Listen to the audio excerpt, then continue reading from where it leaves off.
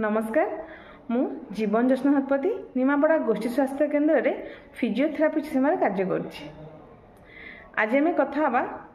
Asthma उपरे माने श्वास रोग कौन पाई हुए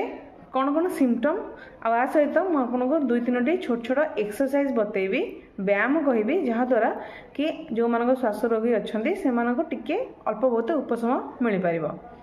श्वास रोग मान आस्थमा कौन हुए आमर श्वास नळीटी संकुचित हो जाए आउ ता सहित तार बाहर पट भीतर पट फुली जाए जहाँफल कि आम निश्वास नबार आमको असुविधा हुए छाती जाम भली लगे आमको कफ जमे कफरू साउंड बाहर छाती घड़घड़ हुए भलसे निश्वास प्रश्वास नहीं पारे निश्वास नबार कष्ट हुए। तो कौ मानक हुए नॉर्मली शीत दिने बेसी हुए अन्य सीजन अपेक्षा ता सहित जो मानकर आस्थमा थाए माने धुआं धूली को आस्थमा थाए किंबा किसी स्मोक एलर्जी थाए तांकर स्मेल एलर्जी थाए से मानक प्रायतः ए जिनस स्मोक स्मेल एलर्जी मानक प्रायतः होता है। एबे आम कथा हेले आस्थमा रे कौन हुए आस्थमा रे और कौन कौन सिम्पटम एबे मु आपनको दुईटी सरल और सहज व्यायाम बतईदेवी आस्थमा रोगी मानक जो आप रेगुलर जदि आपको रेगुलर करेंगे तो आपणकर आस्थमा अटैक्र ड्यूरेशन आउ फ्रिक्वेन्सी कमिज कि आस्थमा टाइम होता आप कष्ट टी आपको कम कष्ट हम कौन करेंगे जी फटोरे दी जाइए भाई दुईटी हाथ आपणकर गोटे हाथ रखिए पेटर उपरी भाग में दुई नंबर हाथ छाती उपर यहाँ को आप बेड में बसिक करेंगे ठिया करेंगे कि शोक करेंगे जितेबाला हाथ रखीदे तापर नाक बाटे निश्वास ने निश्वास ने जितेबाला फिल करेंगे आपड़ कि आप पेट उपर हाथटी आग को मुव हो माने पेटटी आग को फुलुची किंतु छाती उपर हाथटी सेमती स्टेबल अच्छी तेरे कौन मूवमेंट होना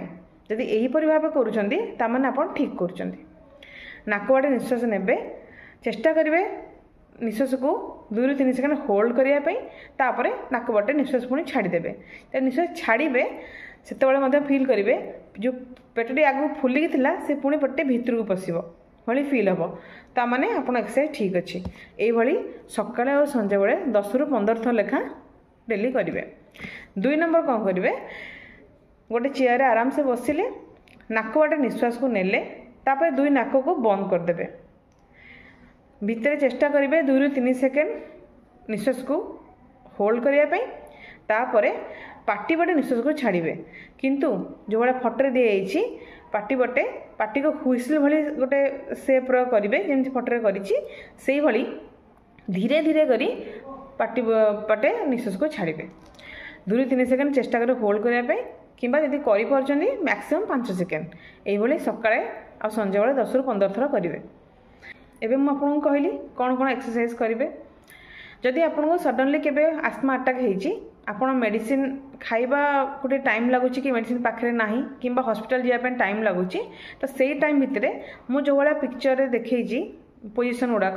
यू कौन सी गोटे पोजिशन यदि आप निजक रखिए तो आपको टिके आस्थमार अटैक कमिज कि गोटे रिलैक्स लगे हॉस्पिटल जावा पर्यंत कि मेडिसिन खाइला पर्यंत या पोजिशन आप मेंटेन करेंगे। एबे मु आपको जो 2टा एक्सरसाइज कहली ता माने नुहे ये 2टा एक्सरसाइज कले आप पूरा आस्थमा निरोग हे एक्सरसाइज करेंगे ता सहित आप जहाँ मेडिसिन डॉक्टर लिखिथे कि जहाँ प्रेस्क्राइब होता ग्रहण करेंगे। एक्सरसाइज को रेगुलर करेंगे करने फल आप आस्थमार अटैक जिते थर हुए सेटा कमिज कि मेडिसिन डोज कमिज किंतु केवल एक्सरसाइज रे आपणकर आस्थमा पूरा भल हम ना। धन्यवाद।